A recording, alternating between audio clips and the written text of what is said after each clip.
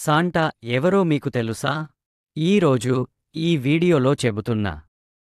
వీడియోని పూర్తిగా చూడండి. ఒకప్పుడు చాలా కాలం క్రితం ఒక చిన్న గ్రామంలో పిల్లలు, పెద్దలు అందరూ సంతోషంగా ఉండేవారు. ఆ గ్రామానికి దగ్గర్లోనే ఒక కొండమీద ఉన్న ఓ చిన్న ఊరిలో సెయింట్ నికోలస్ అనే ఓ మంచివాడు ఉండేవాడు. సెయింట్ నికోలస్ దయతో, ప్రేమతో పేదవారికి సహాయం చేయడంలో ఎంతో ప్రసిద్ధి చెందాడు. అతను ప్రతిరోజూ ఏదో ఒకరికి సాయం చేసేవాడు. పిల్లలంటే అతనికి ప్రత్యేకమైన ప్రేమ ఉండేది.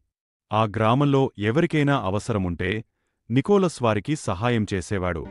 ముఖ్యంగా పేద పిల్లలకి బహుమతులు ఇవ్వడం అతనికి చాలా ఇష్టం. ఒకసారి ఆ గ్రామంలో ఉన్న ఒక కుటుంబం చాలా కష్టాల్లో పడింది. ఆ కుటుంబానికి పండుగ జరుపుకునే పరిస్థితి కూడా లేకపోయింది. పిల్లలు చాలా నిరాశగా ఉన్నారు. ఈ విషయం నికోలస్కు తెలిసింది.